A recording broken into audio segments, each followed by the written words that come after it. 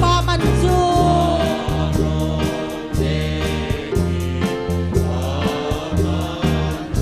no kim na in sai ting a me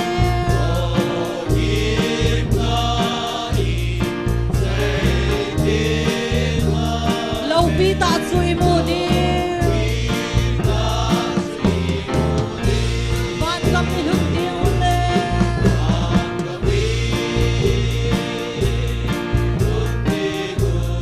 iti ki pa thanom ong ta de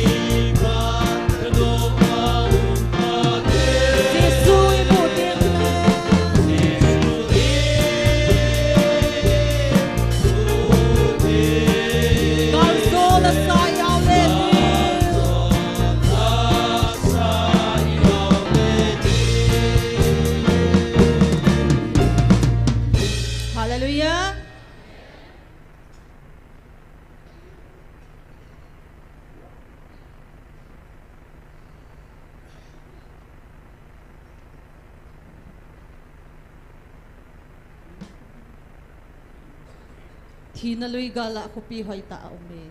Okay.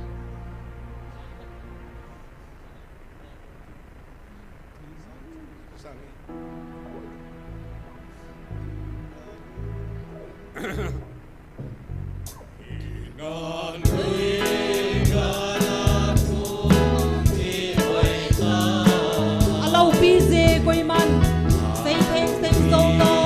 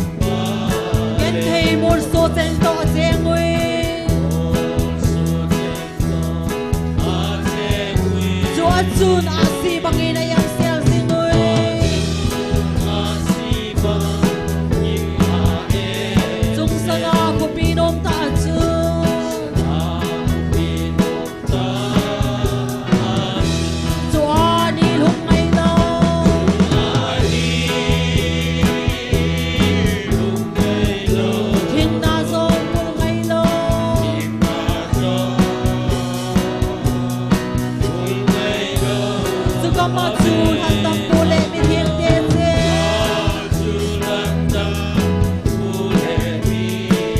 sung sana ko pinong ta chu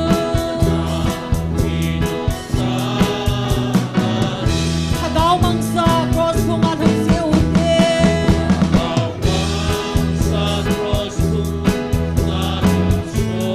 kaya mo'y halaan halunod din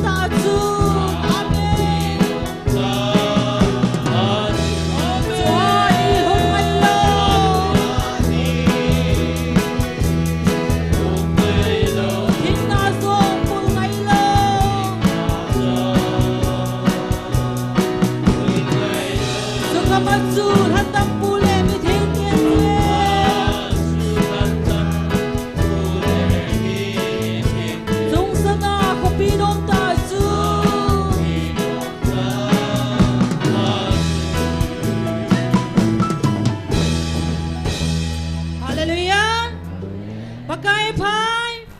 พัดโซเซ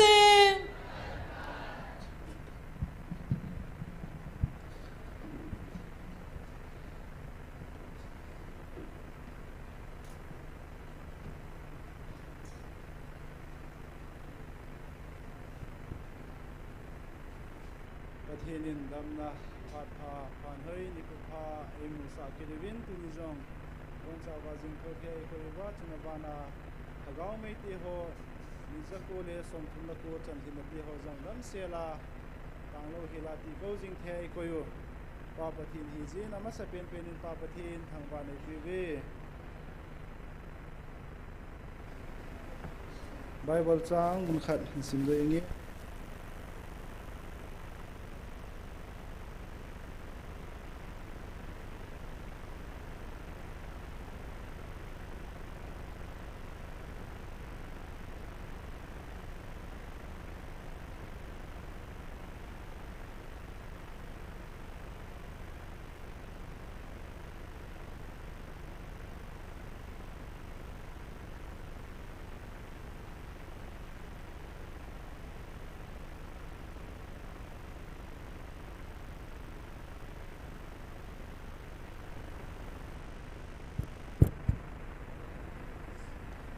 First Korean bung ni chang kwa pachun thamban hin sim suingi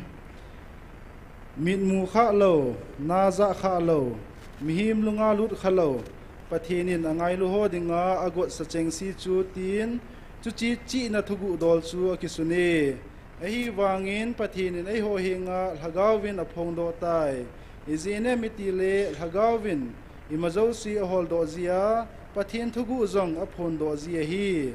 pathenin ai lung se na manbeya ai pi cheng siu hi het na dinga ai ho wa noi le se lhagaw hilova pathena hung kon lhagaw changa hi ve ta salam mi ten pathen lhagaw thu hi alaji povin ama ho gelin hi chu ngol thu a hi chule hi chu lhagaw wa het khan bo hi ji chun athu dol chu he khan thei him him pove athu thing isim na wa pathen bon cha wa den phathei bu piu han tuni ikiman cha na dingo program simha nai nenge tunia tauna elam kai pi ding hi pa jor sung hin tin pathin wa chela aisa pi ding hi pa jang se nu chi chin district headquarter pa ngamlal ama ho changa ko na pathin wa chela ngai la diu he chu tuni kiman cha na dingo hi in ama se pe na tauna hana nei utin pathin ko ma ki pa thu sei na tauna hana nei kin utin tu ni chan a jong pathinin gale tol nei utin buin ha san ya chom zong le athu pi ti ho wang tang lo hila ni jing the ai koi zalovin pathin ko ma ki pa thu sei na hana nei utin ani na tu ni chan ge ya pathin ai ko naw ta san the nai lo su piu le naw nam sung wa tam na lain ama hon jong hin ta san the na dingwin ana taw komitin chikile ta san chai ho chengjong pathinin tha nei piuwa panila zo jing theina dinguvin khat la khat ana ki taw pi tu te chikile tu ni program ti ho jong lol hing ta pathinei mapui vai chei theina dingu icheng si hin taw na ne nei tin taw chei ne hi evangelist hin mangin hi nei piu le phan te tu ni bon chawin ana taw te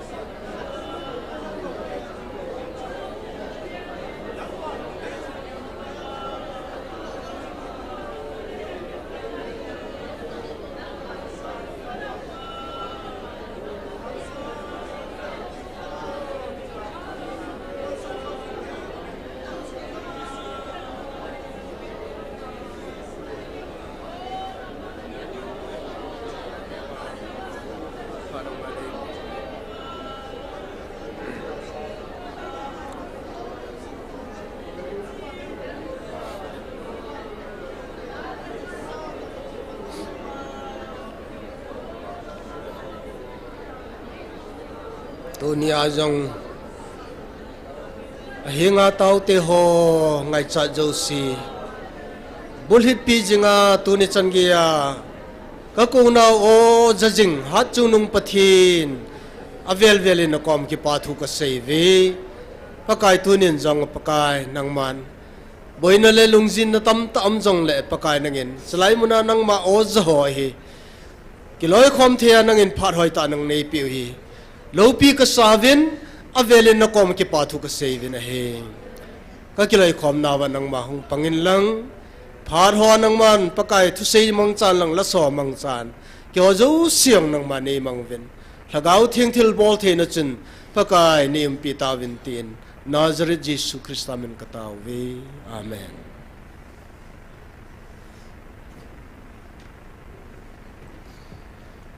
Tun program aban na saluitin pathin wachuila isapi dingwin ama sapena pajang se ama hung masapenin tin amanin sa zo zole abanin zomdingin nu chi chin district headquarter pangamlal ama ho chengthumi aban ban phanung kilhadingen mo phat kein pi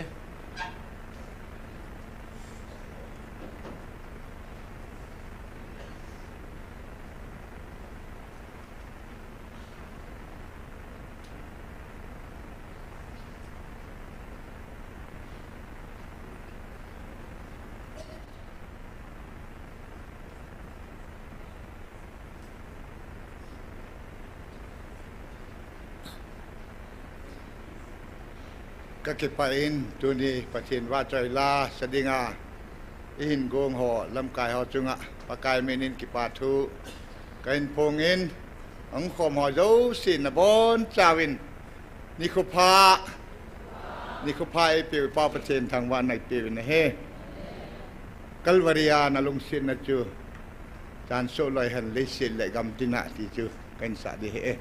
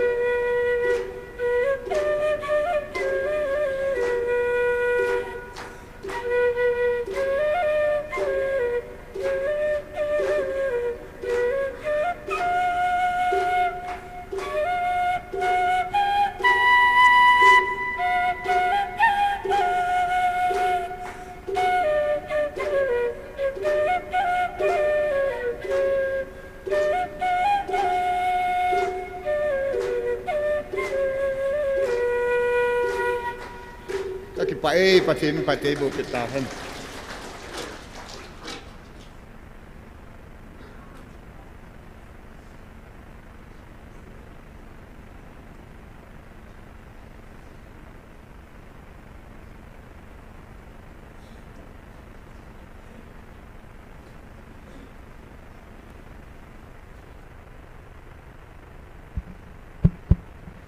mi pite hon na bon chawin sun pha dam nai piu pathin thangwai num han lang pathin wa choina ding in hin thing pa nagam le sana khu pi chu tila chu asa thei chan na saute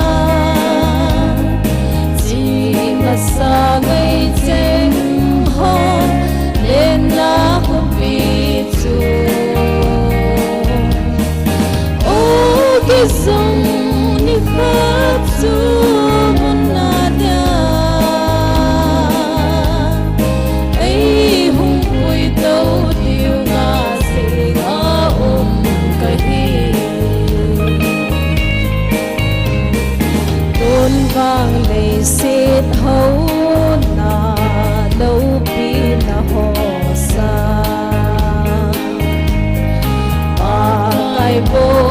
gần hẹn rồi thì bi ngầm tình ý ấp vai bút nơ kim luôn đồn sót na sa na le tang ka sa in aman tam zo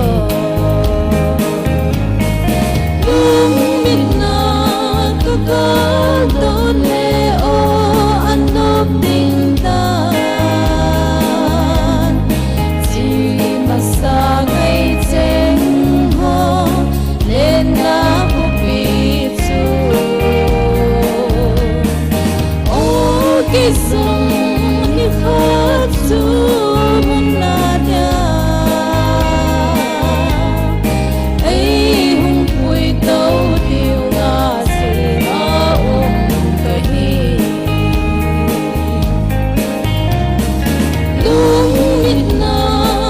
ka don le o anop ding dan chi masa ngai cheng ho len na pu pi chu o ki sung ni khat chu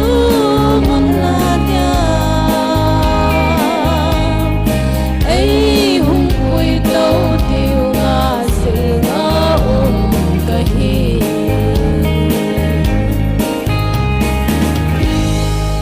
thiên bon chawa din phat theibu pi ta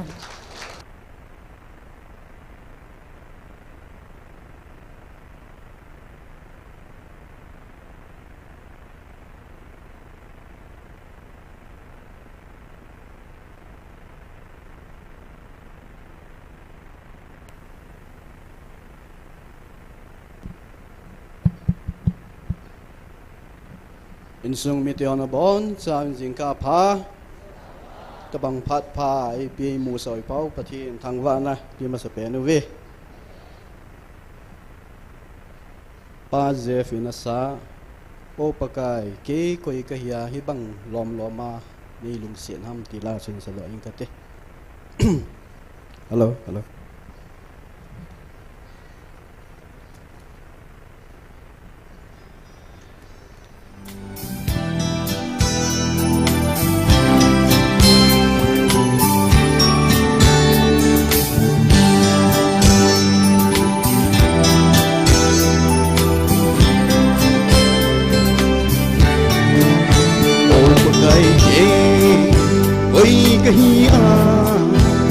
băng ngốm ngọt ngày ngày lụt này lùng sẽ thăm và cái cây ma along phi e o này itan hi cả chốn đan cả lùng gel cả in xuống dịu rộng mà nhìn lâu ye băng ngọt này ngày lụt đi lâu khi cái xa e ô cái pha ca ô lâu khi bé bắt ai luôn nè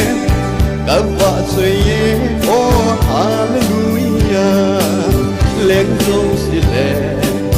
à chung nung bé bắt ai nâng vô ôi Emmanuel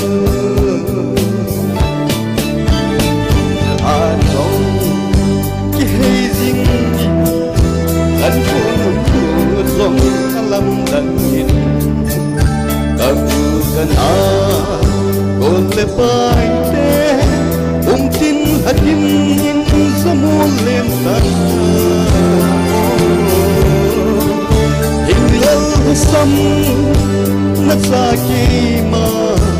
ít chân chân à đây vui nung hi ô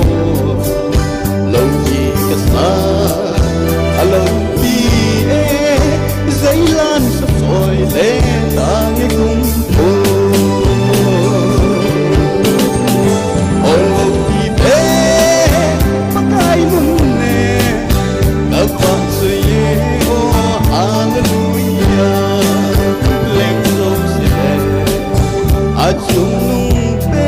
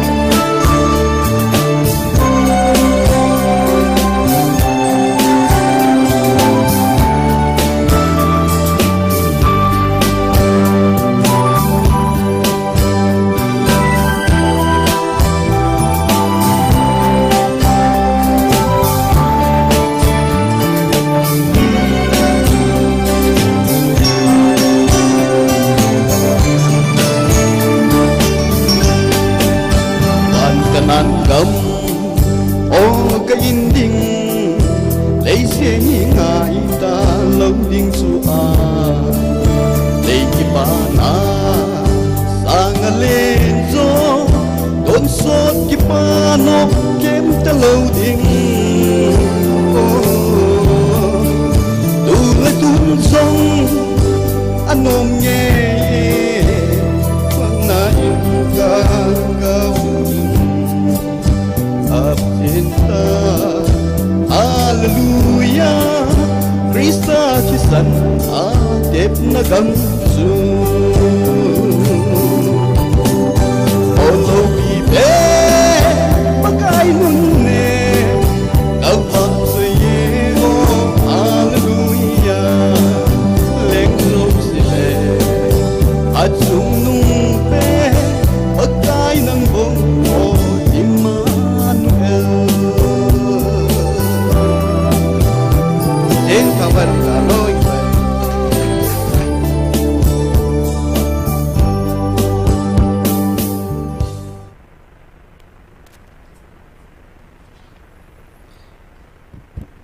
Pathin va chui la ngai ta ta in sa do pi ho zo si chunga ke pa thu isei vin na mo zalin pa pathin thang va nei pi ve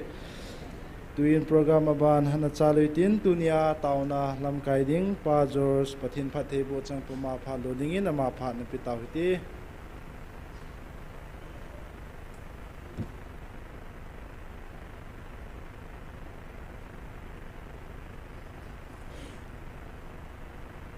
hale amun siang thawa mangpat hun hoi hun pha te hing pen tunitan chianga damna le hisel na te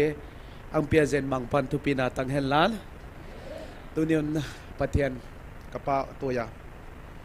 ema hat na zal hilowin ama it na zala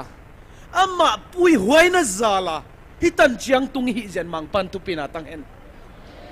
nang hoi na zal hilowin ke hoi na zal hilowin ama it na zala hitan chiang itung hi hallelujah tulai inam singo ihedin kata sanin video zong imudin kata sanin nunaw sa panggente na zong ihedin kata sanin zana tilso zong ihedin kata sanin ahin hizo si apara pathianin ang venga hi at taasan tewang ang venga hi uzien mang pantupina tang helan kakipa mama mea tuni honin hi thugu neu khat zong igen ding wa thugu kisel pathianin angai lut achate atate ding chawa atasan te ding chawa thugu an again jong hi igen ding wa huchangin atasan hian lan atasan lo te ding kin jong thugu an again jong hi igen ding wa tunin abang hi jong le tunin hi ka ki pap mi ama me ya bang jai chi le tunin na nang le ke hi sai pi lampi pai hiu ui chain izat hap zong le ilampi pai diung chu ipai thau thau vin aki ko even ai va khoi sapo ve hallelujah ahi wanga tun hona hitenga do kana tawa pathian o za ta san dem va sai pi lam zo da zong hi alubo lam hi wi hallelujah alubo ai pang khau hi bangje chi le pathianin angman e ho tunga phathena tampi ta sale hagawa gwalzol na tampi akama ota ang puang do sata atang tung zongum atang tung ding zongum de lai hi hallelujah pathianin tilbang kimahin ama sa pianin October 26 kumsang ni le som ni lenga a pathianin eho atasan hoa dingin tilthum tugu ang nasay pinahin na umwam akat na a hagaw siyang thaw hagaw thing kahing solpi diu nang ho dinga lungmon na hagaw thing kahing solpi ding na hiwe na pui hoi diu le na veng ding wa lamon ding wa kahing solpi ding a hi tia kitiam chu ke man kahin kana kitep na kasubut lingtan nammi te na hi ta je vin ki pawvin mi hampa na hi ve hallelujah pathianin lungmon na hagaw ki pa na hagaw kahing pia de chi ang pia hi ta hin khovela inam sungwa thilbang zadum zong le hasat na buai na izat zong le lungmong ta tu ni hona na thea na imut thea na to thea pathin na thangwa hi tu ni hona koi hagaw nang pui hi dem pathin hagaw hi hallelujah nang le kai sunga pen hi hagaw siang thawa hi ta hi huzen hagaw siang ko thawin lungmod na hagaw kipa na hagaw ang piata zen nang le kai lumong ta pathin i thangwa thiu chu azia chu nasungwa teng hagaw hi bang hagawe chi pen na het chian changa na thilbol jong thilbang kim jong nuam deu deu ding ai nanga kipa na ngum deu deu ding ai azia pen nasunga hagaw teng hi na het chian lo changa lung kham na le boy na le ha sat na nang tum ding ai khovel wang lung kham na hi bukim na zongum lo kipa na zong kim lo hi ahi wanga Krista hinadi taing nei chianga mo kasupite kup kipa na zong na halo ni zong kipa the gen thei na da thwa din zong thwa thei nei azia chu nangen tanga na thwai sia hagaw siang tho pathian in angum pi sia thwa zo na zong ang pia hi huzia in tonun kipa win achin ani na a pathinin ata te adenga Israel te sanga eho nam hi ang tel do dan again tan latest to puang ga zong again tan atam pi again da hen tu ne honin again da ning athum na pen hi hichi to bang hi til so ka vit da hi keibat lopi ta ka bun thenga nang ho pui dinga ka hung kila kit nika sen akhanga talo ding a hi ahingum ahungum kit zong le hi chi ahem hidinga hi tin an heuvin pathian tu pon hi pathian ahung kit se a akhanga ahungum kit le ahem hi chi pathian in hoi do guidance ang na pai thugung na pai huzian ton heunin ka sopi te ho mundanga pathian a ki ponge ahiloble pathian in ai vile ti lewang pathian na na sei sahin adilo ahe mahi chi hi tun hona het dun kat sopi te kang gen hi wanin December tarik li kum sang ni le som ni lenga pathin thupon in hitina sein velvin kaiman thugu khat hing seibe kiringe kate velvin hichi anangai phawvin aze chu nang ho la azong hichi thu hi nakisuboi ziuve velvin mi khat ham khatin kaiman vantil thengin evilin vantil theng tok ka ki movin kaima in e hopi in vantil thengin kataw pedin e tong kha in atile ama chu mizo wahi kegen hilohi ningkum tupon in ase vantil thengin kamangin ahilo le angum pinang to khaya chile ama pen mizo hi chi patien tu pon na sei huzia in tu din ta sante patien din spiritually hagawa zong ikipulau na ding wa ilampi hoi de wang sa nam sai wa ikipute te le nang le ke sia mo hi ta hi ka sopite azia chu pathianin kangai lut ka chate hagawa go lo ding ang chile hagawa go pen itang thei na ding wa lamkala zo ki kipulo da diga pathianin hagawa zo ang veg na lai ta sa chu ang veg hilo hi azia chu belba pain palla diga hi palla ding nakipu thei na dinga zatuam do ba panang lala ding natasan na zong deng del thei ko ba natasan na zong o kisupu thei dinga zong panla na lai dinga hi ahilla ka sopi te ka genut pen so dang bang mahisin pathianin hoi do ang guide hi ama anga ama guide na wo duai lo chin bang chi zong lep ki pulo din na hi tuno na pathian o kaza na zawa na taasan voa o ka taasan thei ta poi chi zo sia zo tuno da dakki pui huai sau hi ko hi ai bel ba parit padang lahi mel ba pan padang lazia hagaw gilaw pen munna od ja voa hagaw gilaw pui huai na nom changa dang pen pulkhia na hitahi ahi wangin tuno na hitenga ka do khana taute zo sia Krista zala ka ngai lut kat kasopit te hozo sia pathian hagaw kupuina umniun pathian anga umniun pathian gin again zo sia ta sanin ama puina umlei to ni honai ki boilo ding hi chi kang genut hi wanin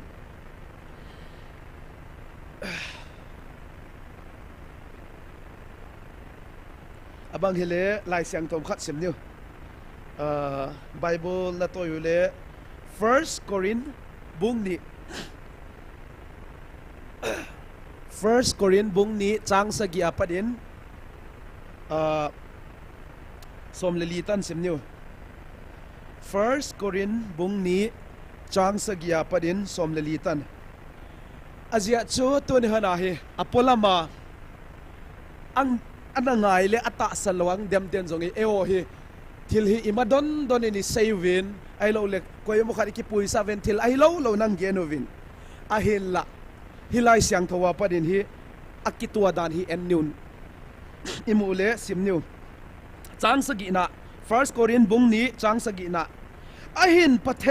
pathen chit na thugu ilopina dingwa pathenin wa noi le set masanga agon masanga chit na thu ki im chu kaseizo ahi sapawang semning we declare God wisdom and mysteries that had been hidden and that God destined for us glory before the time begin pathenin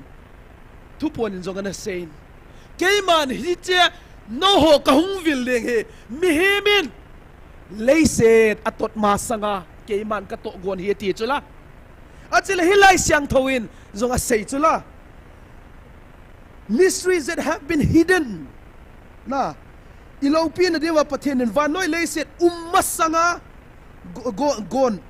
masanga chitna thuk imchu ka sei do ziwe hi azia pen pathianin o khovel anasia masanga pathian to gwan chu tu neu na hum ki puang do hin changgiat na en neu hichi van noi lei set vai po himin a het po ve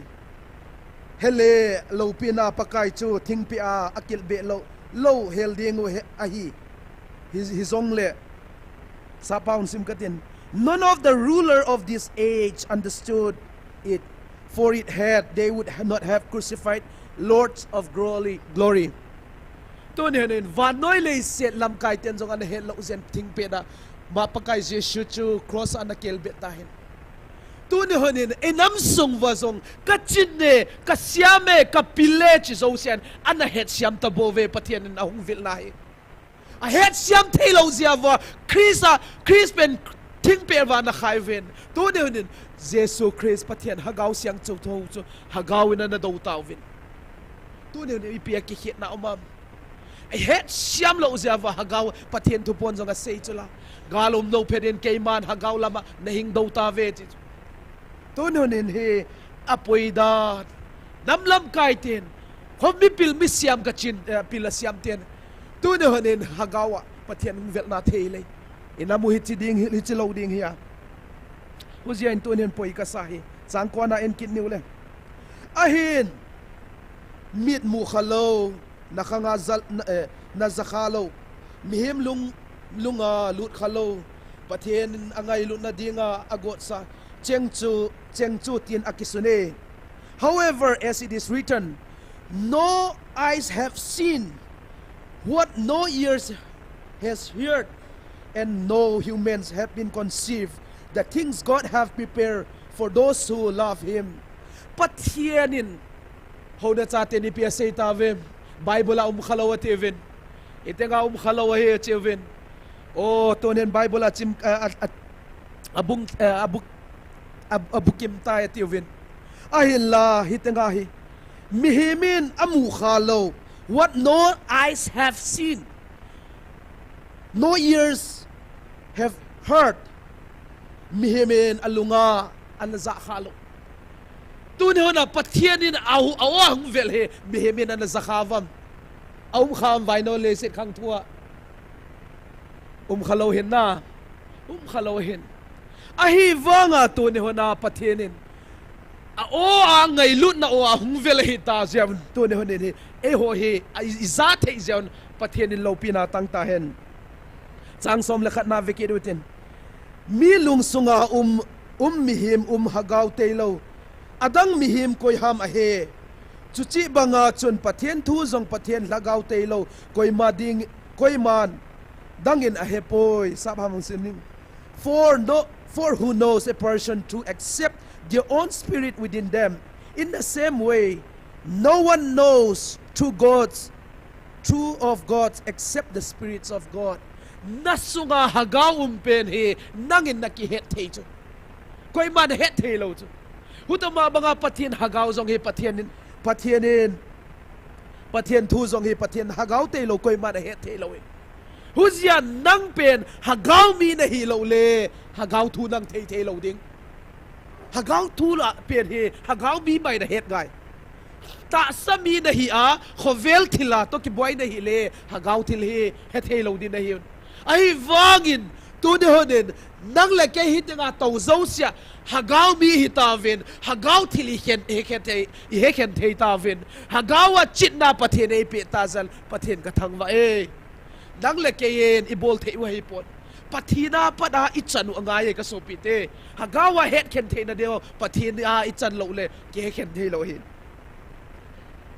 12 na se ki rutin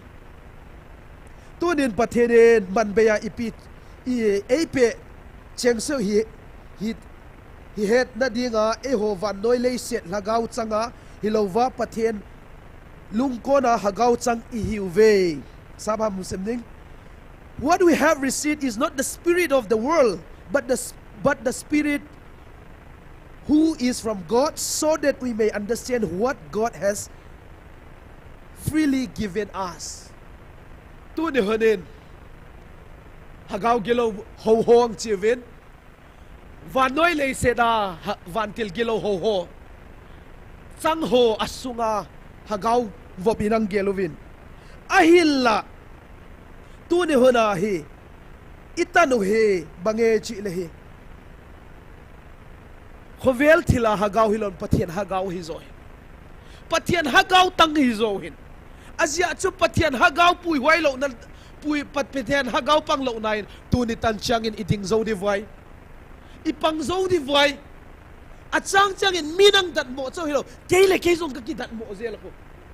bangzia ke ni tenga zingkal tenga ni khat bang zinga ni khat bang to banga ni tenga day one hi banga hi ki ge theya pathian ka thang wa the ke zong ka lung dong ave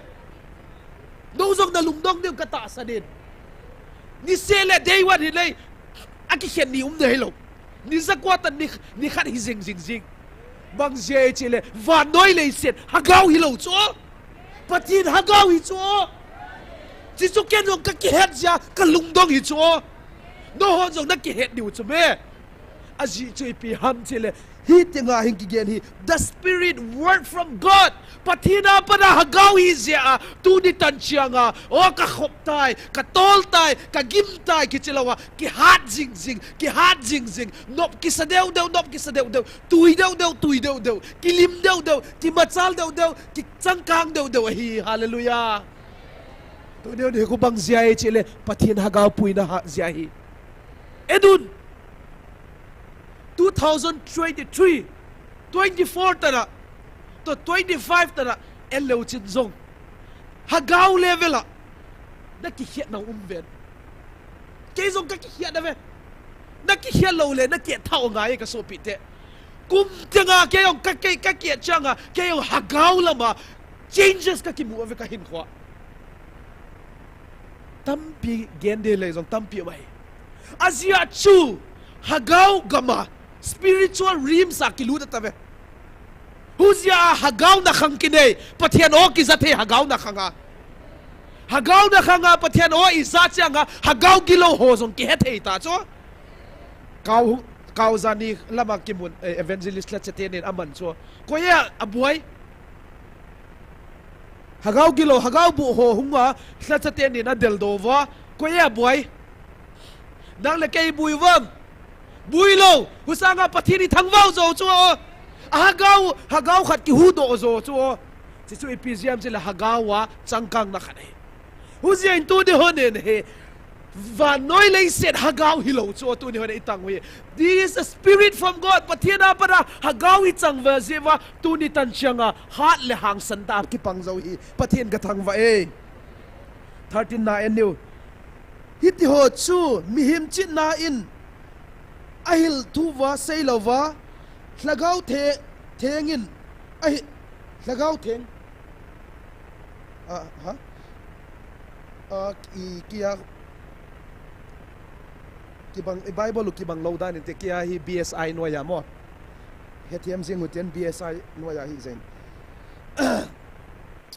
hagau thengin ahil thu chu hagau le hagau te ka a ki hilwa hi sabha mung singnim what this is what we speak not in the word taught by human wisdom but it was taught by the spirits explaining spiritual realities with spiritual thought words kitia sabha ma chingzo tu ni hona hi iham do hi gen do teu hi eima pilna hinon lowin hagawa pilna hagawa chitna hagawa nisai neu I khang to chun tu ni hona chichu hagaw mapuina zia tu ni hona kipkal swan hitain itu na again tell he whatever we taught whatever we discuss tu na pathian tu pon ti so he hagawa chit dai cho van mi te hitawe chi le hi uchula koi man jong hi po ve chi thelo di approve jong gen thelo di dem den jong ata san deu approve ki gen thelo di ai wanga atta san da zela pathian da se ji koi man pathian mukhalo eva ita san do cho da ta san na ki nem hi cho huzia tu ni hona hi bange chi le tu ni hona hi I ham do te ligen do te hong hi pathian hagaw ma pui na zala le pathianin hagawa ang pui zala tu ni tan changa kalswana gen do yu chi hoi do na ki mu hi changsom le lina se ke ta salam mi him ten pathian hagaw tu hil hi alazi pove aze chu amo ho dinga ngol na thua hi chule hi chu hagaw het khen bo a hi ze chun atu dol chu a he khen thei him po ve sabha muslimin the person without the spirit does not accept the things that come from the spirit of God but consider them foolishness and cannot understand them because they are discerned only through the spirit mangpan ilai siang tho sim te bon wa ding gwal zol sa elan tu ne honin he ta salam mi him ten pathian hagaw tu il hi alasi po ve ti kaise hilo ta salama mi him ten ta salama ki hin khomang ten ta sathila ki boy ten ta samei me ya boy ten hagaw thil la lo wa chi kaise hilo 2 Corinthians say sorry 1 Corinthians chapter 2 verse 14 na say Huzian tu ni hodin ho na chaten jong hagaw thilar het bo ve a hello jeven tu nen adem ta ve azia chu bangje chi le mi him ten ta sam hima ten hi patien hagaw tuil la thelo hi azia chu am hodinga ngol thua hi chebe ni ngol hong chi wele chilaya tao hom ho hi patien o na khanga za ho hi ni hol hong tiu cho ai wanga ingol lo dan pathin a he dai hallelujah azia chu sunglam ve pa pathin hi chu amo hoin polam ve du chu polam hoina bo se ve du chu ai wanga hingjing hat chung nong pathen na pathenu ka he alpha le omega pathenu ka he chipan sunglam wa he tu no na ke jong hitanga kong deng se the bang jai chile sunglam ve pa hi chu pathin hi chu Emla ayhon apola mi vetwanga pathin asunglam a het cho nalung sama nakipa na le na puagi na le na lungdong na hozong pathina he ka sopite a he a hila mi him honwang apolam bo se avevin apolam hoina bo se avevin chi chon abuita ven latest to pogazo na pado uvina ti cho ay wangin ga do na ga po ve de thei na ga po ve ti cho tu de hodin nang le kei wang ipa do di cho lo ga zong isuang na lai deu ga tam ping suang dengo mi ten ang ne thei dinga hin khwai mang na lai deu hi ka so pite chi chule hagau het khen na bo je chun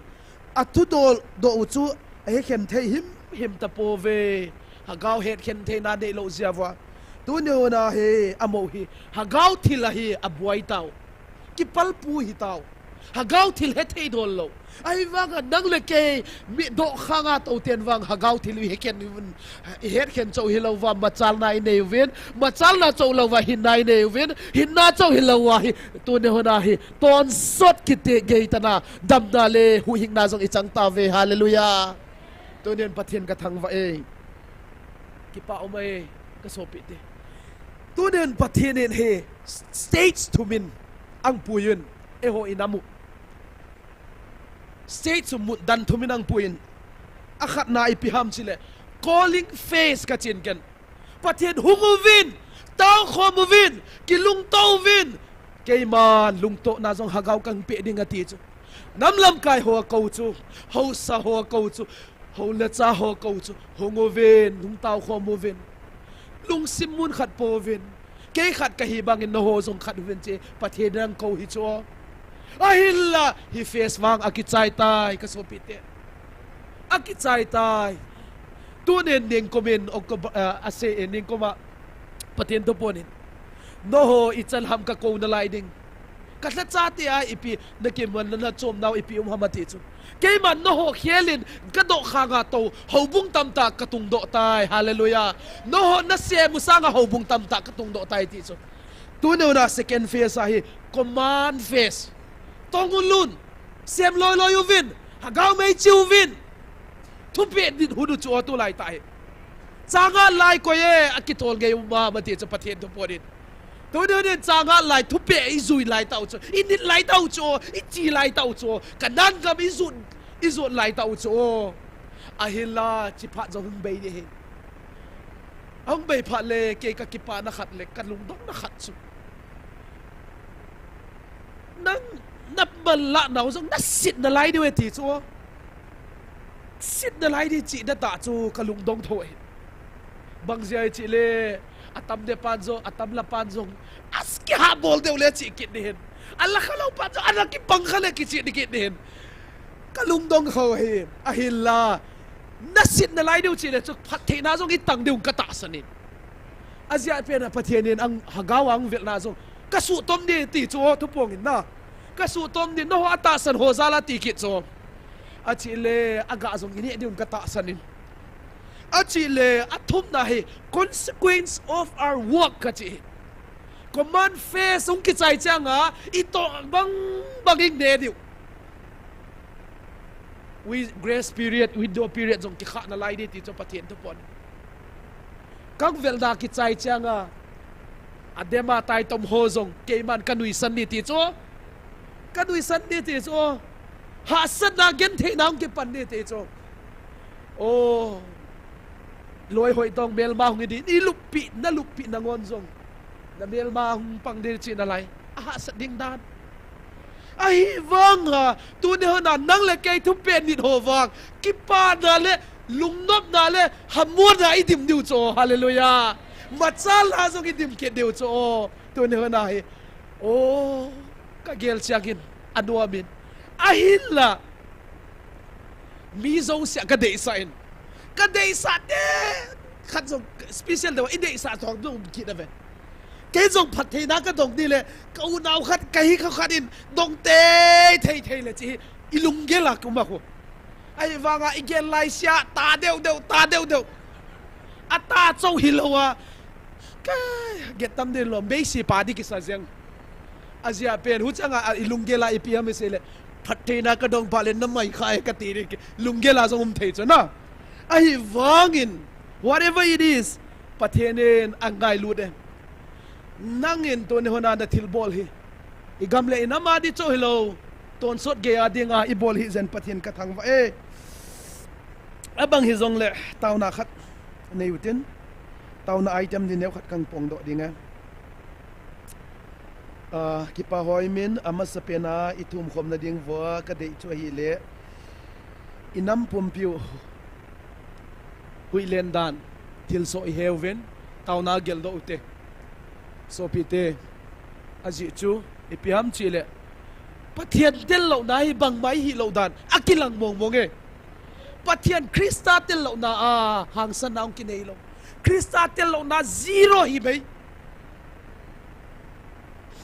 miching mithim ho jong la tu latest to pon pathian akona na chit na wa ichan na kisok na lai de ham keitel lo na lo sam na ding hi mol phong na ding ngen na hi uchi hu jian tu ni inam sung wa krista tel lo na muna mol phong na hi ta zen tu ni pathianin o inam sungu tilbang ki ma pathianin inamu adei banga o dang pathianin inamu ang su chil lehin pathian dei banga inamu a process ang pangthea pathian o ibon wa ina khanga iza wa ita san the na ding ama sa pen tautin ani na hi inam sung wa hi pathian lo pina imu che che the na ding tautin azia chu pathian lo pina tam pi mu vin ai la ilung ta deu deu vin e chiam the po vin ai la pat he chiam na dong ine the na ding thum nun athum na hi inam pum pin pathian lo ngal building dang ine no lo ahi dan I het cham the na din thom neutin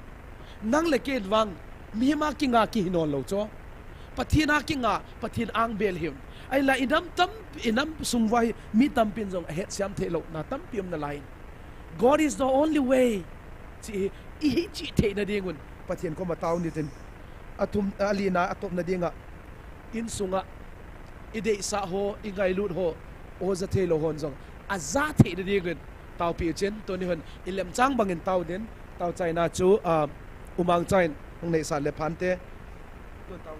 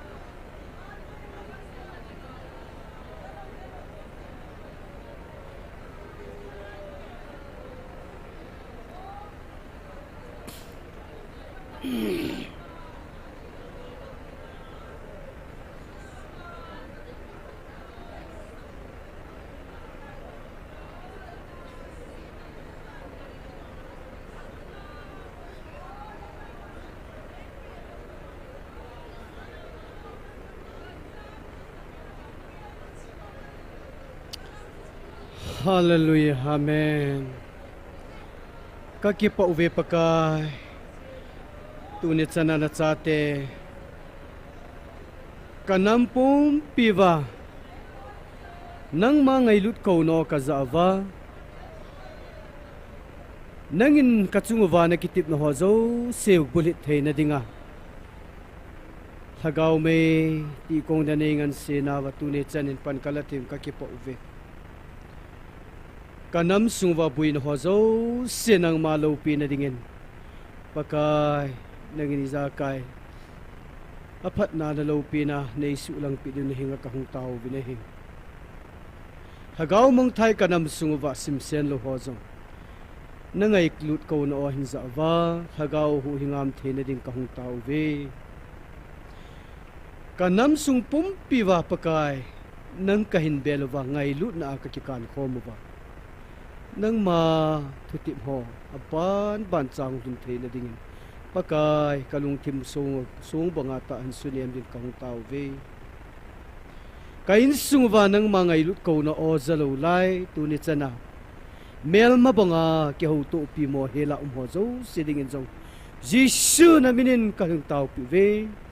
alungod sunemin pakai alungod hin lang nangay nulan lungkhal athakat na nang sung kabel khom thena divin na khona kam thanu vini kataw na point zo siupat thebu pi divin hat sunung pen pakai Jisu na minin kahong tao ve amen.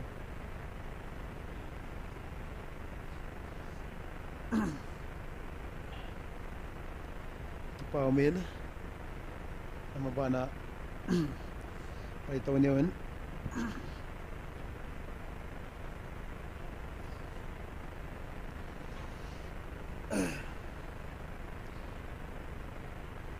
Tunan he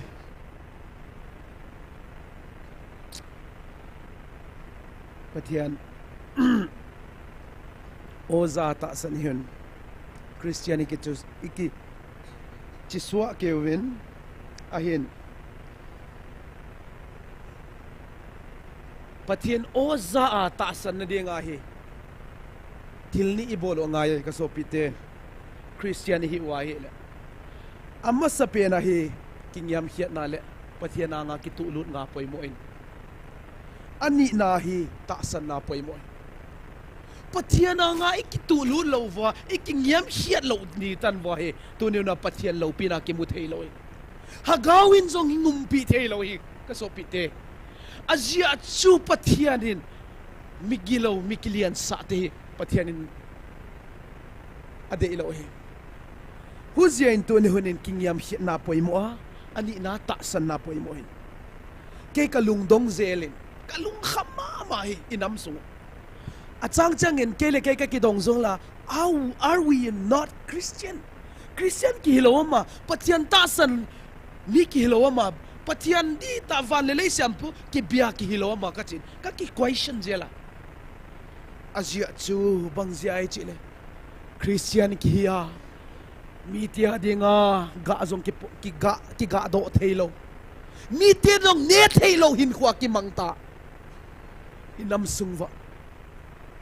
azia pen pathian khu ngai lu hin zon lama le God is love ka chin eile e so pi u daw da sa zo ki thailo lo bel ba banga ki theita igam sung inam sung le puanat huai ma me hi ka so pi te azia chu pathian lopina pathian anam tuina fragrance ke jin atuina zong ihin khwa ki mu theino lo Christian tam pita kamu uchangin pathiana hagawa hing khwa mang tunhon itam siu chile zong ka gen khel mei thei ding he ahin la tunhon he nang le kei wang pathian de banga hagawa hin khwa imang deu kang de sa chi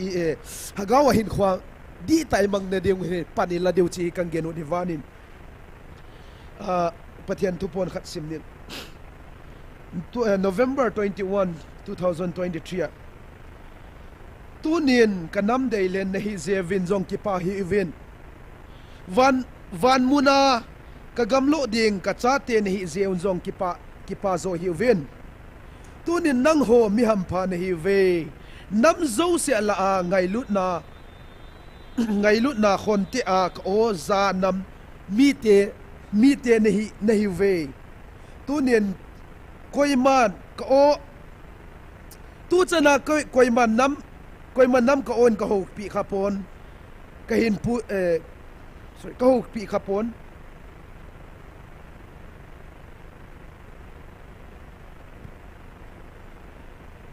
tunin tu chana koiman nam a ka o a ka ho pi khapo a ka ho pi a ka po man sa kuru pi sa ni man sa mai ai kom ko ye fun sim sa do pas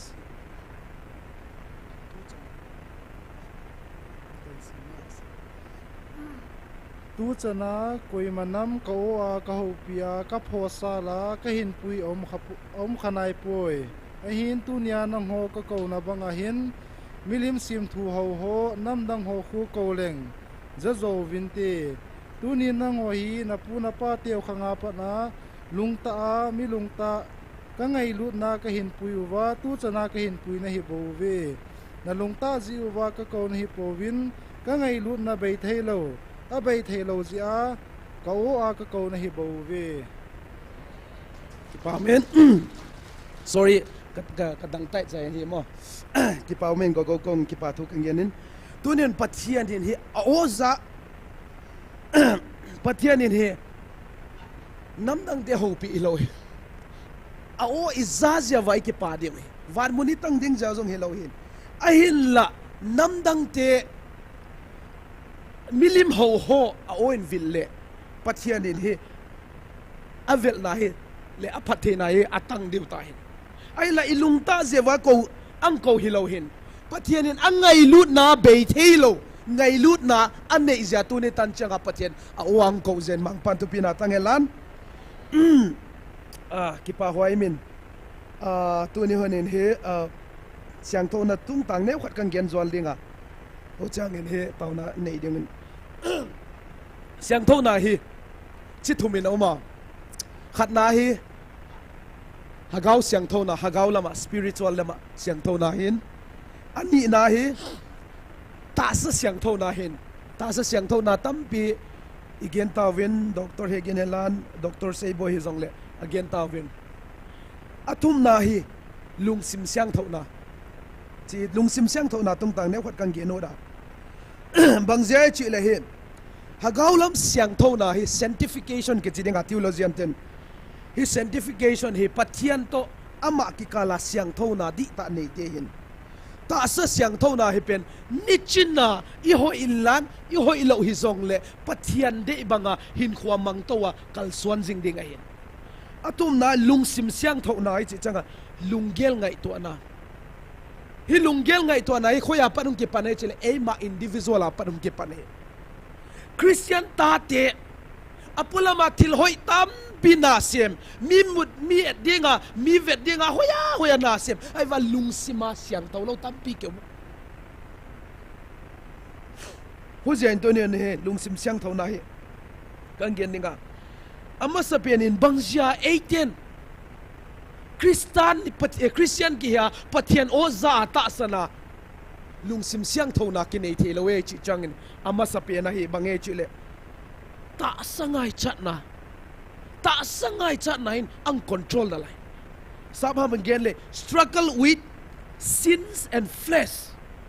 ta sangai chat na in ang control chianga hagaw siang tholama lungsim siang na eya siang tho na ta ang pot the nai lo azia pen the world things materialism khovel thing in ang kai tua pen hi nanga pot do zo nai lo hu chianga hi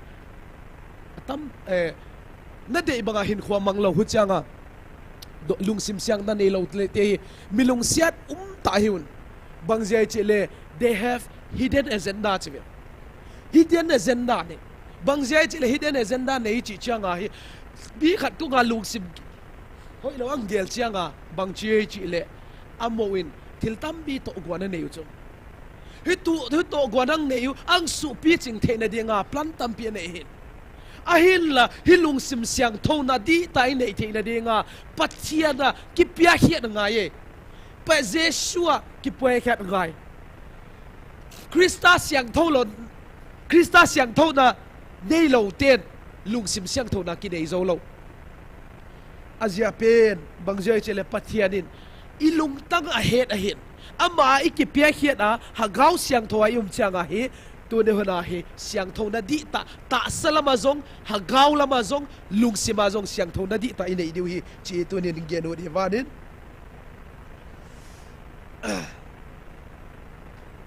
atop na di ngen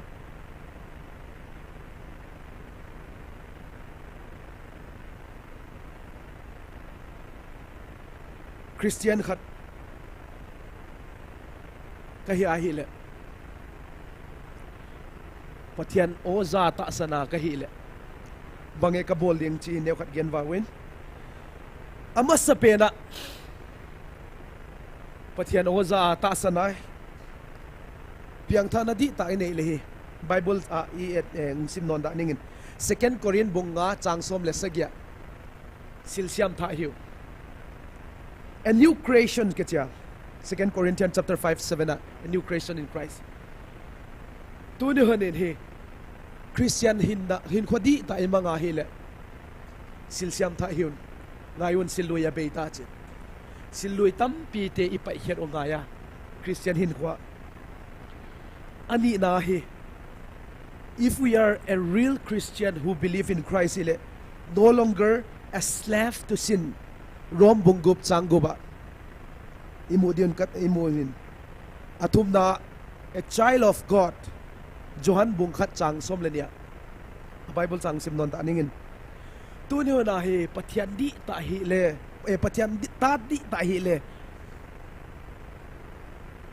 hin khu siang thoi man ding ho nun lui te thil tam pi te pai ding hin uchanga setan nin ai lo le hagau gilowin ai lo le thil hoi lo te to ik kan sa no lo ding hin so kolosate bungni chang soma whole in Christ ita sapum pi Jesu Christ adinga hin khwai pia dinga hin and then Psalm 139 verse 14 na bangigene chile silsiam kilamdang wonderful man pathiana him changa thil kilamdang ta ki hin atop na dingin have Christ mind of heart kicha 1 Corinthians chapter 2:16 na Christia di ta hi pathian apiang than na di ta nei le pathian hagau siang thom puina hin khwai manga pathian lungput iput deu hi hilai siang tho tum ton imu ve imu hi chi geno devan khale gen khial gen walub le mangpan ngai damen lan igen kha to sunte pathian gwal zol helan tun Jesu mini bonin khat bei ding new Jesu mini bonin ding new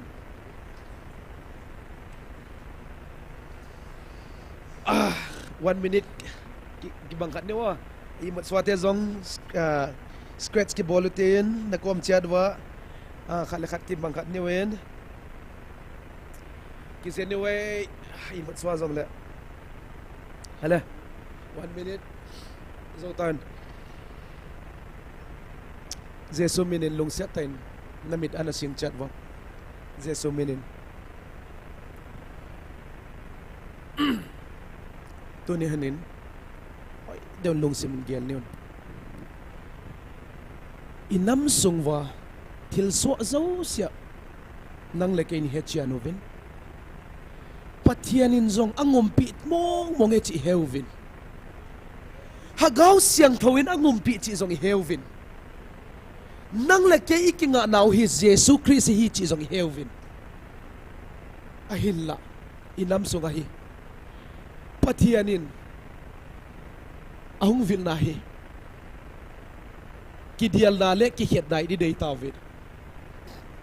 melma pas setanin nasadawin inam sung va panalain amma chal zigin nang le kein tu ni hona hi ibol diu hi hagawa gali sat diwi setan kulbang zo sia achip theina dinga gali sat diwi setan silbol theina zo sia ka chimtai na chimlo ham ka sopite melma pa thanei na zo sia melma pa silbol theina machal na lai diwi mo ni zakwa wal ki tumta melma pa silbol theina isu ema hatna hilowa jesu hatna zala isu chip dewe akul bang zo set chibhen jesu min chibhen zam chezong sun chezong pathian hagau sang ton gupian inamu van kilten hi gupian ka chimta ve hagau gilo na sep muthim na sep ka chim ve kamupe ka dou diu hi I dou diu hi tu ne hanin Krista se pai hang sante mel mamaya tai ngei lo kun ngei lo dinga gal zong jing dingin hang san na pathian hing pia helan nang la ke tu ni hona hi I mel ma pa I dou diu hi I dou diu chau hi lawa I su chimin na lai dui I su chimin chau hi lawa I keng to vai koi dingu I tun vai koi diu hi pathian in van tilang petan gal sat dingin nang la ken I pia diu bange I mit tu yo hi tu ni hanin ilung sim kot hong niu thil danga kiswang lo di pathian chawai kiswang deu hi ama chawai kiswang deu hi ka so pite bang ziai ne chile ama hingzing hat chung nung pathian alpha le omega pathian hi nang le king siam tu khovel zo sia siam tu ima ban le in khwaw zong thei tu pathian hi inam sungu kitwa mo na zong pathianin kaiman ka su chil thau de ka kaiman ka tung ding thau de chin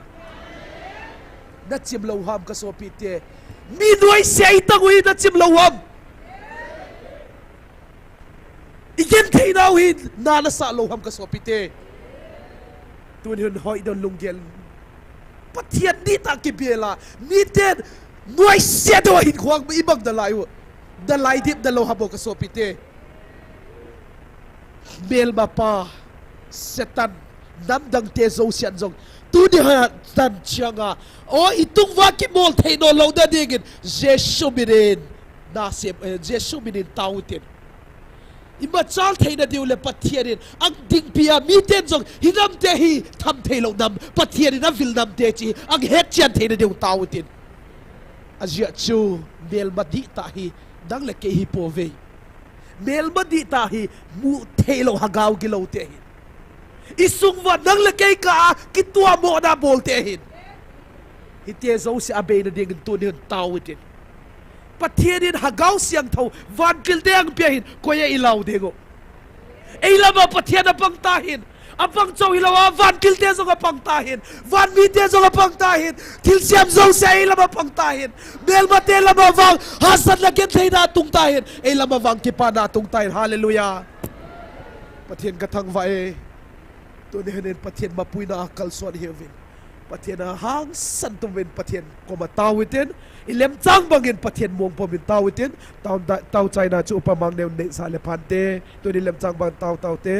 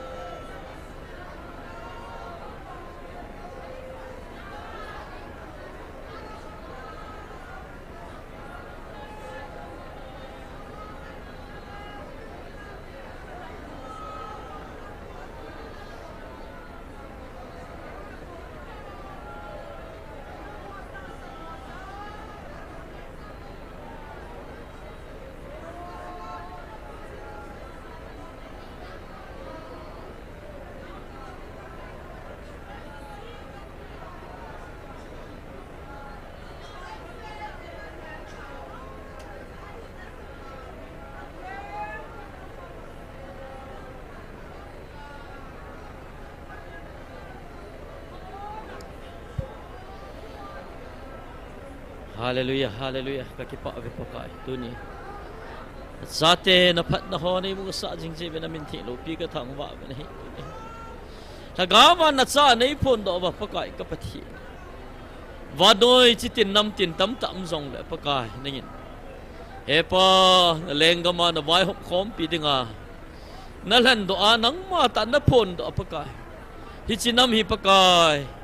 Koi macha adau dingin ki pat da hen ti na sap khum nam ka hi ta je bena min thi lo pi ka thang wa bena. Kanam sungu wa pakai ki het khil na.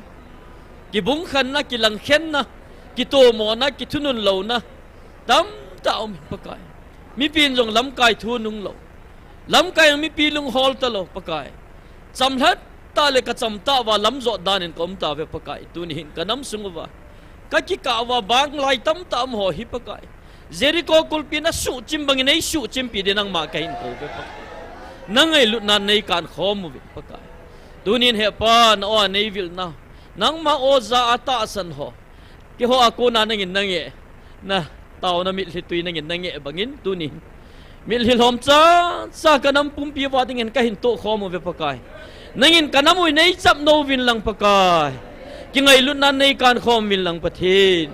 nangin tep sa pakai kanam na tu do diu gal do na kom naw hi pakai ata san lo ho ji en wang pakai phari nei o chol pi da ta vin pakai nga lal ta vi